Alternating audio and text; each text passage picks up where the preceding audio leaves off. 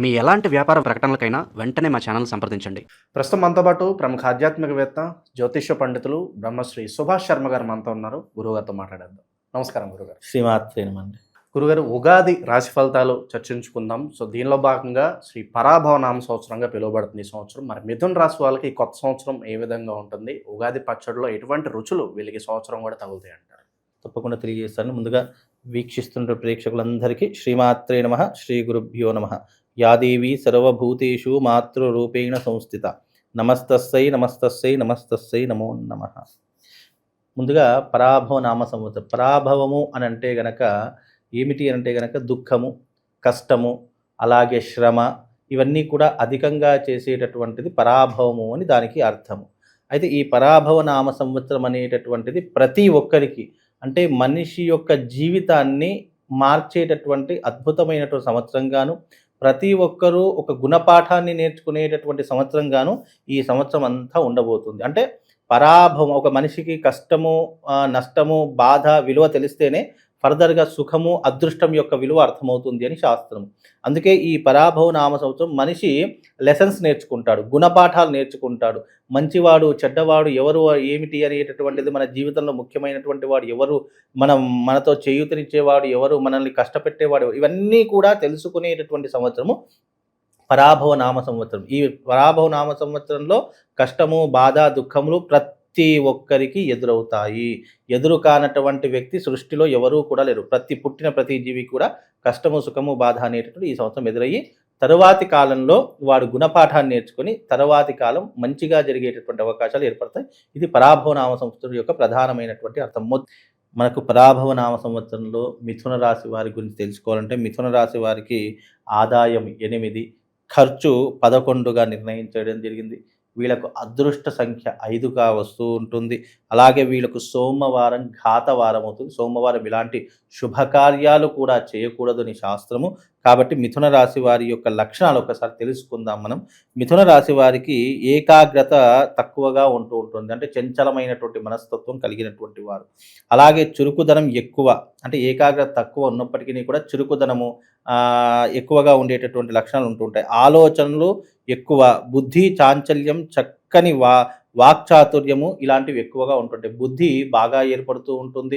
వాక్చాతుర్యం అంటే ఎవరినైనా మాటలలో పెట్టి మాయ చేసేటటువంటి వ్యక్తుల్లో ఈ యొక్క మిథున రాశి వారు ఒకరు అని చెప్పుకోవచ్చు. హాస్య సంభావన ఎక్కువగా ఉంటుంది. అంటే నలుగురిలో ఉన్నప్పుడు 10 మందిని నవ్వించాలి, మనం కూడా చాలా సంతోషంగా ఉండాలి అని ఆలోచించేటటువంటి వారిలో ఈ యొక్క మిథున రాశి వారు ఒకరు అని చెప్పుకోవచ్చు. అలాగే వీళ్ళకు అనేక విషయాల్లో ప్రజ్ఞ కలిగి ఉండడము, క్రీడల యందు ఆసక్తి, పరోపకారము ఎక్కువగా ఉంటూ ఉంటుంది. అంటే వీళ్ళకు గేమ్స్ అన్నా, ఆటలన్నా చాలా ఇష్టం ఉంటూ ఉంటుంది. ఇతరులకు సహాయం చేద్దాము అనేటటువంటి ఆలోచన తత్వం కలిగినటువంటి వారు ఈ యొక్క మిథున రాశి వారు అని చెప్పుకోవచ్చు. అలాగే వీళ్ళకు డబ్బు, పేరు, కీర్తి, ప్రేమ, ఉద్యోగంలో అంతస్తులు వేటితోనూ వీరు సంతృప్తి ఉండరు. వీళ్ళకు చుట్టుపక్కల ఎన్ని ఆస్తులున్నా, ఎంతమంది ఉన్నా సంతృప్తి అనేటటువంటిది వీళ్ళకు దొరకదు.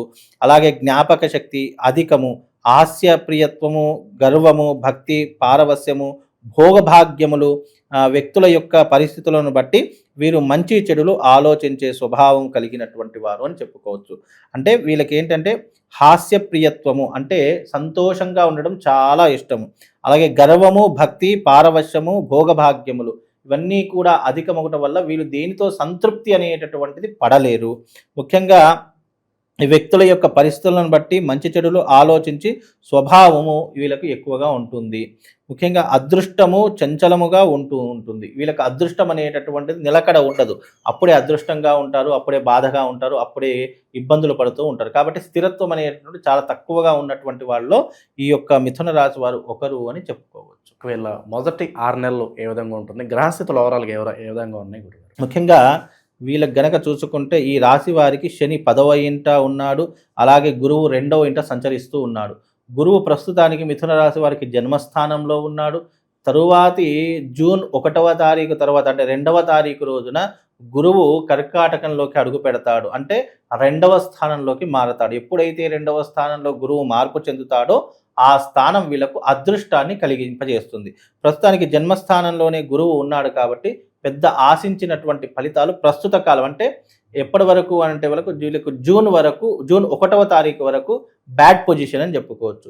జూన్ 1వ తారీఖు తర్వాత జూన్ 2వ తారీఖు నుంచి వీళ్ళకు గుడ్ పొజిషన్ స్టార్ట్ అవుతుంది, గుడ్ టైం అనేటటువంటి స్టార్ట్ అవుతుంది. ముఖ్యంగా వీళ్ళకు ఏమిటి అంటే గనక ఈ సంచారం వల్ల వీళ్ళకు అంతా శుభమే కలుగుతుంది. తలచిన కార్యములు నెరవేరుతాయి. మనస్సు యందు సంతోషము, ఇంటి యందు వివాహాది శుభకార్యాలు చేస్తూ ఉంటారు. ఇది ఎప్పుడు చేస్తారు? గురువు ఎప్పుడైతే కర్కాటకంలోకి అడుగుపెట్టి 2వ స్థానంలో చేరుకుంటాడో అప్పుడు ఇవన్నీ శుభకార్యాలు అనేటివి వీళ్ళు చేస్తూ ఉంటారు. కాకపోతే ఈ ఒక్క 3 నెలలు మాత్రము చాలా ఇబ్బందులు పడాల్సిన పరిస్థితి ఏర్పడతాయి. కాస్త జాగ్రత్తగా ఉండే. ఇది ఎప్పుడు చెప్తున్నాను? మీకు జూన్ 1వ తారీఖు తర్వాతి కాలంలో ఏం జరుగుతుందో చెప్తున్నాను. ఒక్కసారి చూడండి. ముఖ్యంగా తలచిన పనులన్నీ కూడా సకాలంలో పూర్తి చేస్తూ ఉంటారు. అంటే అనుకున్నటువంటి పనులు పూర్తి చేసేటటువంటి అవకాశం ఏర్పడుతూ ఉంటుంది. ముఖ్యంగా అన్నదమ్ముల మధ్య, బంధువుల మధ్య సంతోష వాతావరణం ఏర్పడుతూ ఉంటుంది.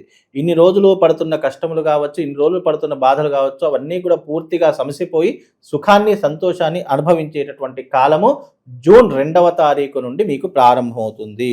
అలాగే ఇంటి యందు పండగ వాతావరణం మొదలవుతుంది. ఇంటి యందు శుభకార్యాలు చేస్తూ ఉంటారు, పెళ్ళిళ్ళు చేస్తూ ఉంటారు, లేదా కొత్త ఇల్లు కొనుక్కోవడము, ప్లాట్లు కొనుక్కోవడము, బంగారం కొనుక్కోవడము, ఇలాంటివి చేసేటటువంటి అవకాశాలు ఉంటూ ఉంటాయి. ముఖ్యంగా కీర్తి ప్రతిష్టలు చాలా పెరిగేటటువంటి అవకాశం ఉంటుంది. గౌరవానికి ఏ భంగం కూడా కలగదు. ముఖ్యంగా వీళ్ళకు కొత్త వారిచే పరిచయాలు ఏర్పడుతూ ఉంటాయి, కొత్త వారితో పరిచయాలు ఏర్పడుతూ ఉంటాయి. ప్రత్యేక శ్రద్ధ వహిస్తూ ఉంటారు. అనుకున్న పనులు హడావిడిగా సాగుతాయి. అయిన వారితో సంప్రదింపులు జరుపుతూ ఉంటారు. వివాదాలు పరిష్కారం అవుతాయి. అనుకున్న పనులు సకాలంలో పూర్తి చేసుకుంటూ ఉంటారు. వివాదాలు ఏవైనా ఉన్నా అంటే పోలీస్ స్టేషన్ వ్యవహారాదులు, కోర్టు వ్యవహారాదులు, లేదా రాజకీయ పరిస్థితుల్లో ఉన్నటువంటి వ్యవహారాదులు, మీ మీద ఉన్నటువంటి ఇబ్బందులు, లేదా ఎవరైనా చెప్పినటువంటి మాటలు, ఇవన్నీ కూడా వివాదాస్పదమైన మాటలని కూడా చక్కబెట్టుకునేటటువంటి పరిస్థితులు ఇప్పుడు ఏర్పడుతూ ఉంటాయి. అలాగే ముఖ్యంగా అయిన వారితో సంప్రదింపులు జరుపుతూ ఉంటారు. కొత్త వారితో స్నేహం చేస్తూ ఉంటారు. విద్యార్థులకు అంచనాకు మించిన ర్యాంకులు వచ్చేటటువంటి అవకాశం కూడా ఉంటుంది. విద్యార్థులకు శుభదాయకంగా ఉంటుంది. అలాగే ఉద్యోగంలో మార్పులు మొదలవుతూ ఉంటాయి. అలాగే ప్రమోషన్లు లభిస్తూ ఉంటాయి. ఈ సంవత్సరం ఎవరైతే ఈ యొక్క మిథున రాశి వారు ఉన్నారో వాళ్లకు తప్పకుండా ఈ సంవత్సరము ప్రమోషన్స్ వచ్చేటటువంటి అవకాశం, ట్రాన్స్ఫర్స్ జరిగేటటువంటి అవకాశము మీకు తప్పకుండా లభిస్తుంది. మీకు మంచితనం చూసి చాలామంది మిమ్మల్ని ఆశ్రయిస్తూ ఉంటారు. సకాలంలో సందర్భానికి మించి పనులు చేస్తూ ఉంటారు. ముఖ్యంగా తీసుకునేటటువంటి నిర్ణయాలు కూడా సకాలంలో మంచి నిర్ణయాలు తీసుకునేటటువంటి అవకాశం ఏర్పడుతూ ఉంటుంది. ప్రయత్నపూర్వకంగా చేసిన పనులు నెరవేరుతాయి. మనస్సు యందు సంతోషము, మిమ్మల్ని నమ్మిన వారికి న్యాయం చేస్తారు. ఎవరైతే ఇప్పుడు మిథున రాశి వారిని నమ్ముకుంటారో తప్పకుండా వాళ్లకు న్యాయం చేసేటటువంటి అవకాశాలు కూడా మిథున రాశి వారికి ఉంటాయి. శత్రువులు మిత్రులుగా మారుతారు. పాత సమస్యలన్నీ సమసిపోతాయి. ఎవరైతే మిమ్మల్ని శత్రువుగా అనుకుంటున్నారో వాళ్ళకి మీకు మిత్రత్వం ఏర్పడుతూ ఉంటుంది. ఇన్ని రోజులు పెండింగ్లో ఉన్నటువంటి పనులు పూర్తయిపోయేటటువంటి అవకాశం ఏర్పడుతూ ఉంటుంది. అలాగే వినోదాలు సంతృప్తినిస్తాయి. ఉద్యోగపరంగా కష్టపడినందుకు ప్రతిఫలం కూడా దక్కుతుంది. తప్పకుండా ఇన్ని రోజులు పడుతున్న కష్టాలకు కూడా ప్రతిఫలం అనేది దక్కుతూ ఉంటుంది. ఖర్చులు అధికంగా ఉంటాయి. ఖర్చులు కొద్దిగా తగ్గించుకునే ప్రయత్నం చేయాలి. ముఖ్యంగా తల్లిదండ్రుల యొక్క సేవ చేయుట, పెద్దల యందు గౌరవం ఉండుట, ఒత్తిడి చికాకులు ఉండును. ముఖ్యంగా ఆర్భాటాలకు విపరీతంగా డబ్బులు ఖర్చు అవుతూ ఉంటాయి. కాబట్టి కొన్ని హంగులు, ఆర్భాటాలు తగ్గించుకునే ప్రయత్నం చేసుకోవాలి. అలాగే గృహ అలంకరణ లేదా గృహ సామాగ్రి ఎక్కువగా కొనుగోలు చేస్తూ ఉంటారు. అప్పగించిన పనులు నెరవేరుతాయి. మిత్రుల సహకారంతో లభిస్తాయి.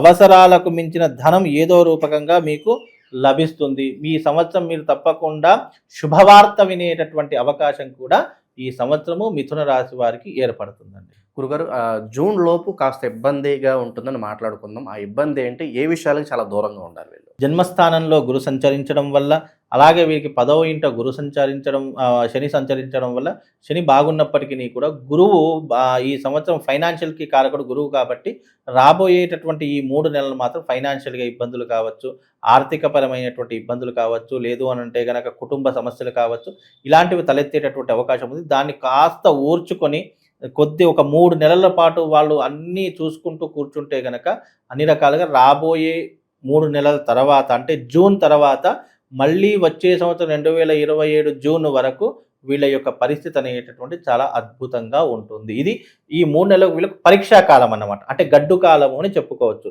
ఈ గడ్డు కాలాన్ని కనుక వీళ్ళు తట్టుకొని కాస్త బయటపడితే దాన్ని తట్టుకొని కాస్త అధిగమించే ప్రయత్నం చేస్తే తప్పకుండా వీళ్ళకు అదృష్ట యోగం అనేటటువంటిది దొరుకుతుంది. ఓకే, అయితే తీపి వగరు ఇంకా అన్ని రకాలు మొత్తం తగులుతాయి అంటారు ఈ సంవత్సరం. షడ్రుచుల సమ్మేళనంలో ప్రస్తుత కాలంలో వీళ్ళకు చేదు అనుభవాలు ఉంటాయి.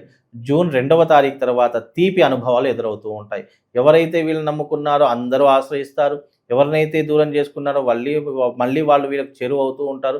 కుటుంబంలో సంతోషము, ఆనందము, అన్నదమ్ముల మధ్య సంతోషము, ఆనందము, వ్యాపారాల్లో జయము, అలాగే కుటుంబంలో ఉన్నటువంటివన్నీ కూడా సకాలంలో మంచి జరిగేటటువంటి ఈ సంవత్సరం చేసుకోవాల్సిన పరిహారాలు ఏంటి గురుగారు విశేషం? ముఖ్యంగా మిథున రాశి వారు ఈ సంవత్సరం చేసుకోవాల్సిన పరిహారం ఏమిటి అని అంటే కనుక తప్పకుండా వీళ్ళు నవగ్రహ జపం కానీ లేదా నవగ్రహాలకు సంబంధించినటువంటి పరిహారాలు కానీ చేసుకోవడం చాలా ఉత్తమం. అంటే రాబోయే రోజులలో కూడా ఎలాంటి ఇబ్బందులు జరగకుండా ఉండడానికి వీలైతే వీళ్ళు ఇంట్లో కానీ దేవాలయంలో కానీ మన్యుసూక్త హోమం చేసుకునే ప్రయత్నం చేయండి.